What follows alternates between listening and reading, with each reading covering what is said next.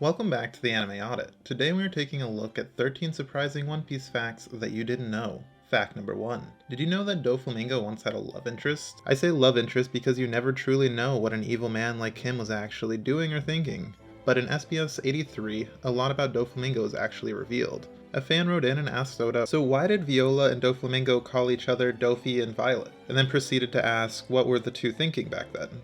Oda responded by saying that there's actually a deep secret setting and I can't tell you more about it. I informed the supervisor about it, but since it's a pretty adult part of One Piece, the story remains hidden due to One Piece being a shonen manga. Oda went on to say that if you're an adult, you should be able to put it together and that Dressrosa is truly a passionate country. Fact number 2. Did you know that fans used to believe that Sanji's sister had a devil fruit? Before the full details came out about Sanji's sister, she was included in a list of unknown devil fruit users in One Piece magazine Volume 1. This was later proven false when her Viver card entry in the One Piece Visual Dictionary revealed that her poison powers were actually genetic enhancements and not the result of a devil fruit. Fact number 3. Did you know that Scratchman Apu has an incredibly dangerous hobby? Now, this fact is incredibly weird, but the character himself is quite odd, so why am I really surprised? Apu is a member of the worst generation and is also a devil fruit user. Oda has revealed that Apu has two main hobbies. One of them doesn't make a whole lot of sense given that he has a devil fruit, and the other makes a lot of sense because of it. The first is DJing, which you would more or less expect given that he's got a devil fruit that allows him to transform his body into instruments. The second is actually surfing. Now, if he had never eaten a devil fruit, this would be no big deal, but since he can no longer swim and can easily drown, you would assume that he'd pick something a little bit safer and probably find a new hobby. I guess he isn't too worried about death since he is a pirate after all, and is a member of the worst generation. Fact number 4. Ever wonder where Paulie gets all of his rope from? I know that when I was a kid I just assumed that he had some sort of devil fruit power or some strange ability. Well, that's actually not the case, and Oda explained the situation when he stated the following. Paulie's ropes actually come shooting out the bottom of his sleeves. Apparently there's a whole bunch of rope hidden in the lining of his coat. And Oda also went on and said that his move names aren't random. Sailboating requires a whole bunch of different knots, and mistying a single one could spell the difference between life and death. So Paulie uses all the different names of different knots that he knows for special attacks. But when he can't think of a snazzy knot that suits the situation, he more or less just makes it up. Although we didn't really get an answer that makes a whole lot of sense out of Oda. I don't think everything in One Piece has to make a whole lot of sense, and we can just live with the fact that Paulie just stores a ton of rope underneath his coat. Fact number 5.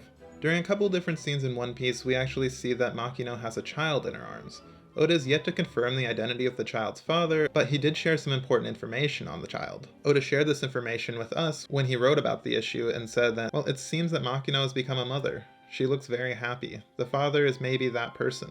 Yeah, probably that person. It's hard to say for sure what he means by that person. It seems to indicate that someone's important, and most fans seem to theorize that it's either Shanks or Ace. Hopefully Oda will reveal the full truth one day and we'll get more on this. Personally, I believe that it'll be Shanks' kid. It would be kind of cool to see Ace and the Roger line continue though, so I won't give up hope on this. Fact number 6. Now I'm sure everyone remembers Hachan, but did you know that he was originally planned to be a squid? And even more interesting is the fact that he wasn't even going to be a man at all. That's right, the original concept art for Hachan had him as a beautiful squid fishwoman named Maple Reed. The current version of Hachan is an octopus fishman who was first introduced as a member of the Arlong Pirates. It would have been really cool to have a female member of the Arlong Pirates, but Hachan is also fine the way he is, and I personally really enjoyed his growth as a character and getting to know more about him and the entire fishman race. Fact number 7. Did you know that Oda had plans to make Hawkins a warlord? In Oda's commentary in One Piece Color Walk 7, Tyrannosaurus, Oda revealed that he had originally intended to have Hawkins join the 7 Warlords of the Sea. Instead, he ended up having Hawkins join the Beast Pirates. Now, I like his affiliation with the Beast Pirates, but I think that it would have been incredibly interesting to see him as a member of the Warlords. I assume that this more or less boiled down to how involved Oda wanted Hawkins to be in the rest of the series and trying to figure out what kind of role he would play. Considering that there are so many members of the worst generation, I'm sure it can be hard to fit them all in the story. Fact number 8. Did you know that Oda had a tough time settling on Rebecca's name? That's right, the Princess of Dressrosa could have gone by a different name. Coming up with the perfect name for a character is no easy task, but Oda had a really rough time with Rebecca. He revealed in One Piece magazine Volume 2 that he went through a long list of names, including Noir, Russian, Violet, Isbel, Iris, Vineyard, Lambda, and Amazonia. Some of the names were considered because they mean sunflower in different languages, while others, like Russian and Violet, were repurposed for other characters. Fact number 9. According to the 21st log, Vivi's role as Princess of Alabasta was actually a last-minute decision from Oda. He had already planned most of the Alabasta arc when he had the thought that Miss Wednesday could fit in as a representative of the country. He thought that when Miss Wednesday had her hair down, that she more or less looked like a princess and could be a great addition to the series. Another thing that's worth noting is that Vivi's last name, Nefertari, might actually come from the wife of the famed pharaoh Ramses the Great. And to back up that claim, it's worth noting that Vivi's surname, Nefertari, is an ancient Egyptian name meaning the most beautiful or most wonderful. It was a word that was often used to describe Egyptian queens and princesses. I think that the Alabasta arc went surprisingly well and is one of my favorite arcs early on in One Piece. Fact number 10. Speaking of the Alabasta arc, I wanted to bring up the connection between Baroque works and the Don Quixote family. The Don Quixote pirates have a surprising number of things in common with Baroque works, a bounty hunting organization led by Crocodile. Both are led by warlords and include princesses who infiltrated the organizations in order to save their homeland. Both organizations have members who started off as the Straw Hats' enemies and later became their friends. And additionally, both plan to frame the royal family for committing atrocities while undeservedly looking like heroes themselves. And another interesting thing to note here is that both have members with similar powers.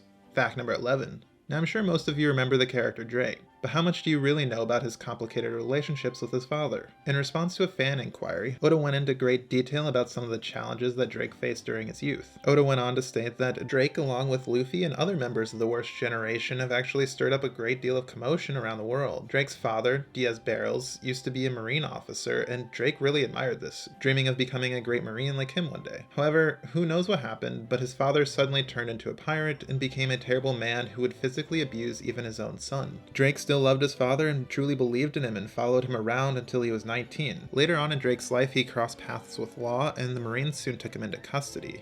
This ended up leading to Drake becoming a Marine. After joining the Marines, Drake continued to work hard and made it all the way to becoming a Rear Admiral. Fact number 12.